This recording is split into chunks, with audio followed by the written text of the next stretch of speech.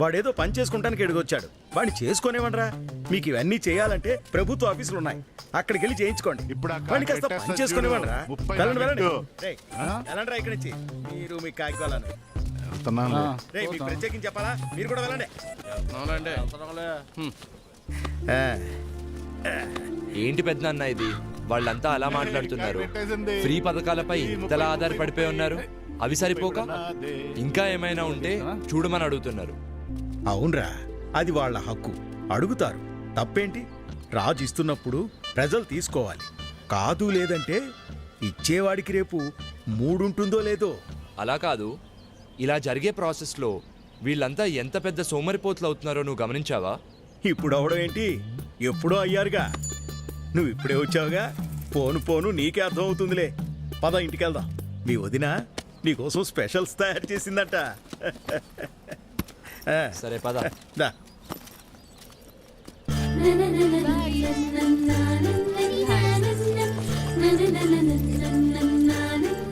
ఇంతకీ ఎన్ని రోజులు ఉన్నామని వచ్చావు? అమ్మని తీసుకెళ్ళడానికి వచ్చాను పెద్దనాన్న. మీ అమ్మ రానని చెప్పే ఉంటుంది. అదే ఆలోచిస్తున్నాను.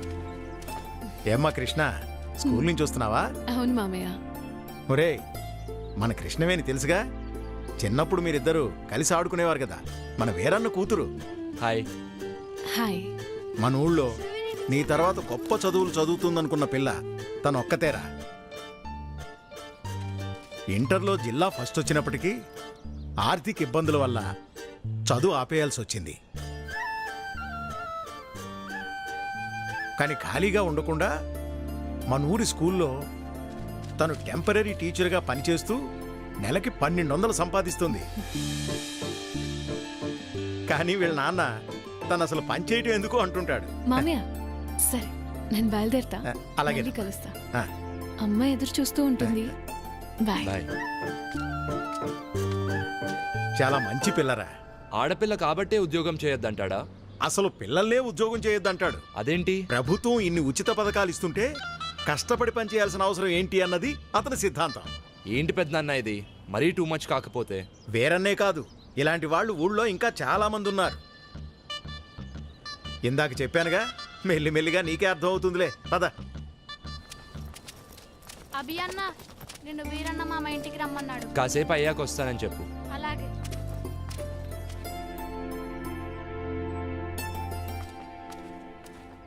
ఉద్యోగం ఎందుకంటే నా మాట వినవు కదా. నువ్వు మీ అన్నలో నా మాటకు విలువ ఇవ్వడం లేదు. దానికి ఎలాగో పెళ్లి చేద్దాం అనుకున్నాం కదయ్యా, అంతవరకు దానికి నచ్చిందేదో చేసుకొనివ్వు. వదిలేయ్యా. సర్లే, మీ ఇష్టం వచ్చినట్టు చేసుకోండి. ఇదిగో అభి వచ్చినట్టున్నాడు, వాడి ముందు ఇవేవి మాట్లాడకండి. అభి, ఎలా ఉన్నావురా? బాగున్నా మావయ్య. నేను చూస్తుంటే అచ్చమ్మ సుబ్బని చూస్తున్నట్టే ఉందిరా. సరే సరే, రా లోపలికి రా, మాట్లాడుకుందాం. కూర్చోరా. గవర్నమెంట్ వాళ్ళు కౌలు రైతులకు డబ్బులు ఇస్తున్నారు కదా, ఆ లిస్టులోనేమో నా పేరు లేదు. ఆఫీస్కి వెళ్ళి అడిగితే ఆన్లైన్లో అప్లై చేసుకోమన్నారు. అదేదో కాస్త చేసి పెట్టు. ఊళ్ళో వాళ్ళందరికీ నువ్వే చేస్తున్నావు కదా. అమ్మాయి కృష్ణవేణి, అబ్బాయికి కాస్త మంచినీళ్ళు తెచ్చిపెట్టమ్మా. అభి తీసుకో. మా అమ్మాయి ఇంటర్ పూర్తి చేసింది, స్కూల్లో టీచర్గా పనిచేస్తోంది. తెలుసు, ఇందాకే కలిసాం, మాట్లాడాం. తన జాబ్ చేయడం మీకు ఇష్టం లేదుగా. దీన్ని పెళ్లి చేసేస్తే నా బరువు తీరిపోద్ది, అదే పని మీద ఉన్నాను.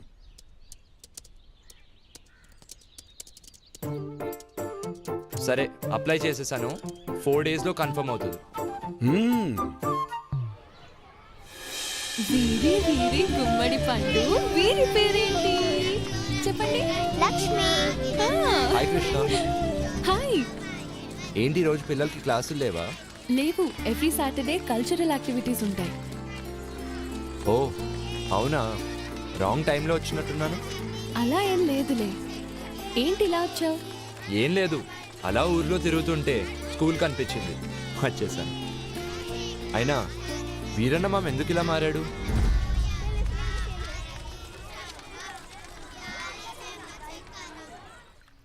ఒకప్పుడు మా నాన్న కూడా అందరిలాగే కష్టపడి పంట పండించేవాడు. కానీ ఒక తుఫాను మా అందరి జీవితాల్ని మార్చేసింది. ఆ తర్వాత నాన్న ఆలోచన విధానమే మారిపోయింది. నాన్నొక్కరే కాదు, అలా ఇక్కడ చాలా మంది మారారు. కానీ నాకు మాత్రం అలా ఉండటం ఇష్టం లేదు. జీవితంలో ఏదో సాధించాలని ఉంటుంది. అలా అని ఊరు వదిలి వెళ్ళలేను. నాకు ఈ పచ్చటి పొలాలంటే చాలా ఇష్టం. అందుకే టెంపరీగా చేసే ఈ జాబ్తో వచ్చే డబ్బులతో బీఎస్సీ అగ్రికల్చర్ వొకేషనల్ కోర్స్ చేస్తున్నాను. నీ యాటిట్యూడ్ నాకు బాగా నచ్చింది. Amazing mind set. బాయ్.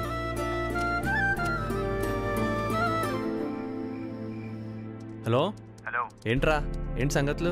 రే అనిల్, మరీ టూ మచ్ రా బాబు. ఇక్కడ చాలా మంది గవర్నమెంట్ మీదే ఆధారపడి బ్రతుకుతున్నారు. ఇక మన ఫ్రెండ్స్ అయితే అసలు మాకు పని చేయాల్సిన అవసరం ఏంట్రా అంటున్నారు. చెప్పాను కదరా మనోళ్ళు బేవర్సగాళ్ళని. కొందరైతే కాకులు వస్తాయా లేదా అని బెట్టింగ్లు వేసుకుంటున్నారు. ఇంకొందరు ఉన్న పథకాలు సరిపోలేదని ఇంకా ఏమైనా దొరుకుతాయా అని వెతకమంటున్నారు. టూ మచ్ కదరా. అది వాళ్ళ తప్పు కాదురా, మన ప్రభుత్వాలు వాళ్ళని అలా తయారు చేశాయి. కరెక్టే, కానీ వాళ్ళు కూడా కాస్త ఆలోచించుకోవాలి కదరా. దానివల్ల మనకే నష్టమని. అంత ఆలోచించే జ్ఞానాన్ని కూడా మన నాయకులు మనకు పంచర్రా. ఎందుకంటే ఎక్కడ మనం వాళ్ళని నిలదీస్తామో అని వాళ్ళ భయం. మరి ఇలాగే ఉంటే ఎలారా? రేయ్, దీనికే ఇలా అనుకుంటే కొన్ని రోజుల తర్వాత మన ఊర్లో ఎంపీటీసీ ఎలక్షన్స్, అప్పుడు అస్సల పండగ మొదలైద్ది. ఎలక్షన్స్ వస్తే పండగ ఏంట్రా? మరి మన దేశంలో కుల మత ప్రాంతీయ అభిప్రాయ భేదాలు లేకుండా జరుపుకునే ఏకైక పండగ ఎన్నికల పండగరా. క్రిస్మస్ కి శాంటా క్లాస్ ఫ్రీ గిఫ్ట్స్ పంచినట్లు ఎన్నికల ముందు మనకు కూడా మన నాయకులు ఫ్రీ గిఫ్ట్స్ ఆఫర్ చేసే రోజులు రా అవి. హ, చూస్తావుగా, నీకే అర్థమవుతుందిలే. హలో హలో, రేయ్ లైన్లో ఉన్నావా? హలో. ఏమైందిరా? కానీ వీళ్ళందరి మధ్యలో ఒక్క అమ్మాయి మాత్రం చాలా మెచ్యూర్డ్గా ఆలోచిస్తుంది. ఎవరు? మన కృష్ణరా, వీరన్న మామ కూతురు. ఓ తనా? తను మాత్రం లైఫ్లో ఏదో సాధించాలని తండ్రి వద్దంటున్నా కూడా పాసిబిలిటీస్ వెతుక్కుంటూ టీచర్గా జాబ్ చేస్తూ వచ్చే డబ్బులతో బీఎస్సీ అగ్రికల్చరల్ వొకేషనల్ కోర్స్ చేస్తుందిరా. నాకు తను బాగా నచ్చేసిందిరా. ఏంట్రా కొంపదీస్ లవ్వా? అలా ఏం కాదురా, but she is something special. I like her. ఓ ఇప్పుడు లైక్ అంటావు, తర్వాత లవ్ అంటావు. అచ్చీ నోర్మై, ఫోన్ పెట్టు. రేయ్ చల్లో, బయట ఏం చేస్తున్నావు? ఏం లేదన్నా, ఫ్రెండ్తో ఫోన్ మాట్లాడుతున్నా. సర్లే వెళ్ళి పడుకో. సరే, నువ్వు కూడా వెళ్ళి పడుకో.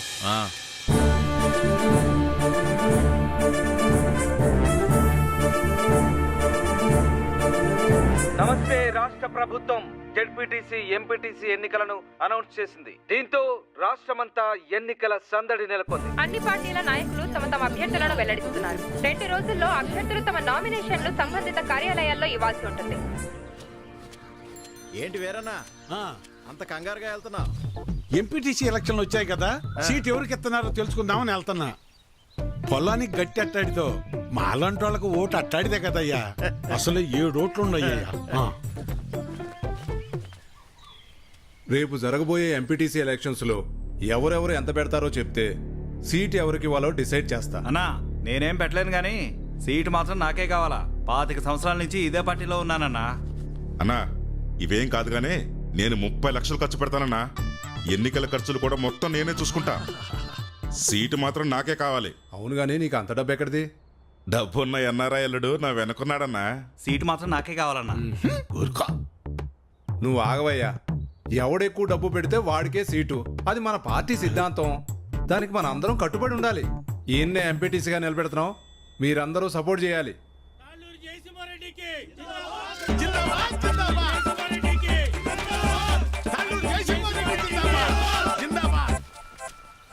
ఏంటి వీరన్నా, మళ్ళీ ఎక్కడికి వెళ్తున్నావు? ఈ పార్టీ వాళ్ళు తాళ్ళూరు జయసింహారెడ్డికి టికెట్ ఇచ్చారు. ఆడు 30 లక్షలు ఖర్చు పెడతాడంట. అవతల పార్టీ వాళ్ళు ఎవరికి సీట్ ఎత్తున్నారో తెలుసుకోవాలయ్యా. కర్మభూమిలో కర్మ కట్టుబడి ఉండాలి కదా. మన కట్టుబడి ఇదే కదా. అసలు 7 ఓట్లు ఉండయ్యా. అసెంబ్లీలో సీట్స్ కి లిమిట్ ఉంటుంది, తిరుపతిలో దర్శనానికి లిమిట్ ఉంటుంది. ఏ లిమిట్ లేకుండా డబ్బులు ఖర్చు పెట్టేవాడికే ఎలక్షన్ లో సీట్ ఉంటుంది. అది వీటన్నిటికంటే ముఖ్యమైనది నా దగ్గర ఉందన్నా. 40 లక్షల డబ్బు ఉందన్నా. ఓటుకి నోటే కదన్నా బలం. నీకే సీట్ ఇస్తున్నాం, మీరందరూ సపోర్ట్ చేయాలి. జిందాబాద్ రవీంద్ర నాయుడు, జిందాబాద్ జిందాబాద్ రవీంద్ర నాయుడు, జిందాబాద్ జిందాబాద్ జిందాబాద్. అబ్బబ్బబ్బ అబ్బబ్బబ్బబ్బా! ఏం భాగ్యం పెద్ద ఆయన, ఏం భాగ్యం. రెండు పార్టీల వాళ్ళు డబ్బులు బాగా ఖర్చు పెట్టే వాళ్ళకే సీట్లు ఇచ్చారు. చిట్టి దగ్గర అప్పడగడానికి వెళ్తున్నా. 4 రోజుల్లో ఎలాగో వీళ్ళు ఇచ్చే డబ్బులు వచ్చేస్తాయి కదా, ఆనందంగా అప్పు చేయొచ్చు. 7 ఓట్లు, పాత 6, కొత్తది 1.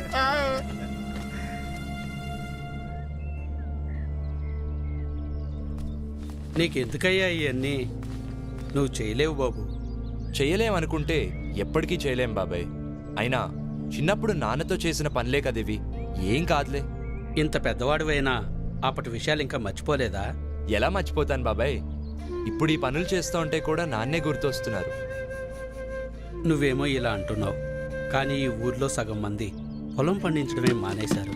ఆ వీరన్న అయితే కౌలు పనికైనా రారా, చేతిలో ఖర్చులకు 4 డబ్బులుంటాయి కదా అంటే, నేను పని ఎప్పుడో మానేశాను, అయినా పని చేయాల్సిన అవసరం నాకేముంది అంటాడు. ఇలా అందరూ ఉంటే ఎలా చెప్పు బాబు? ఆ మాట ఎంత చెప్పినా ఎవరూ అర్థం చేసుకోవడం లేదు.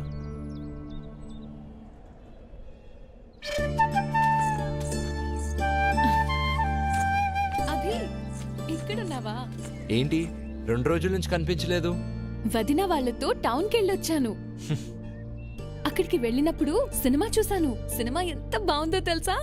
హీరో అయితే అయ్యో బాబోయ్ ఎంత బాగా యాక్టింగ్ చేశాడో, విలన్లని ఎలా కొట్టాడో నాకైతే చాలా బాగా నచ్చింది. పాటలు, డాన్సులు చంపేశాడంతే అసలు. కానీ చేయని తప్పుకి హీరోయిన్ ని బాధ పెట్టడం, లాస్ట్ లో రియలైజ్ అవ్వటం. 4 టైమ్స్ ఏడ్చాను తెలుసా? సినిమా చూసినప్పుడు ఏడవటమే కానీ లైఫ్ లో ఎప్పుడూ కన్నీళ్లు రాలేదు. నా ఫ్యామిలీకి నేనంటే అంత ఇష్టం. నా హ్యాపీనెస్ ఏంటో తెలుసా? మార్నింగ్ లేవటం, నాన్నకి కాఫీ ఇవ్వటం, అన్నయ్యలకి బాయ్ చెప్పటం, వదినలతో కబుర్లు చెప్పటం, రెడీ అయి స్కూల్కి వెళ్ళటం, ఈవినింగ్ ఇంటికి వచ్చాక అమ్మతో మాట్లాడటం, అందరం కలిసి భోజనం చేయటం. This is my simple life. I like you.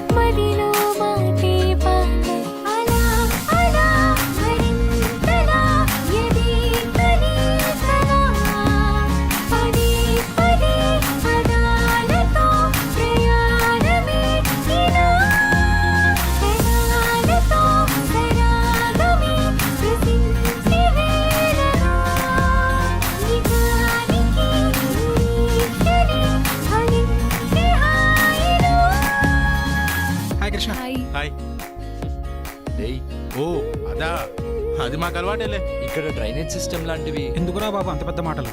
Drainage system అని మన ఆరోగ్యానికి సంబంధించింది. అదే వెళ్ళి మాట్లాడదాం.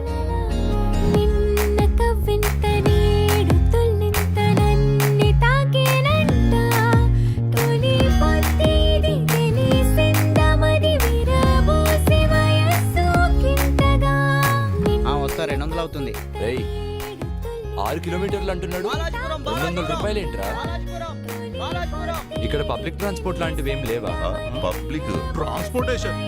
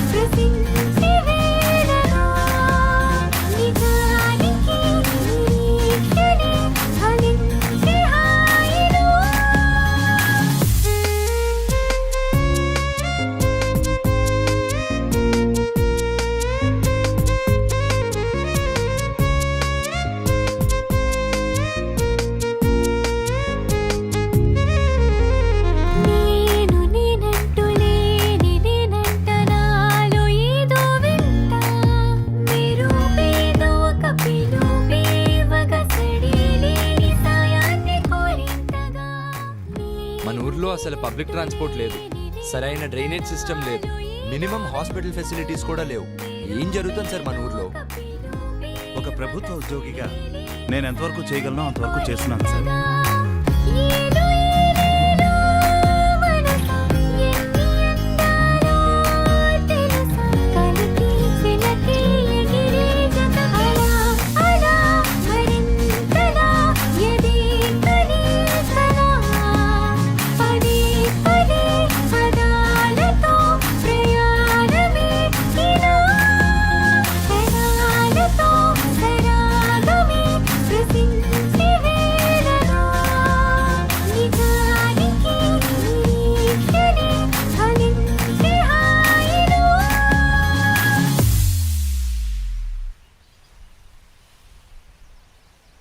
గవర్నమెంట్ దగ్గర ఫండ్స్ లేవు బాబు, ఏం చేస్తాం? అప్పటికే మా వల్ల అయింది, మేము చేస్తున్నాం. అది కాదు సార్ నేను అనేది. అమ్మ ఎలా ఉంది? ప్రతి నెల పెన్షన్ వస్తుంది కదా? ఏమ్మా వీరన్న కూతురు కదా? అవునండి. ఫ్రెండ్సా? ఊరంతా చూపించు బాబుకి. సార్ అది వెళ్ళు కాదు బాబు, సార్. వెళ్ళు తీసుకెళ్ళమ్మా. సార్, అది కాదు సార్ నేను అనేది.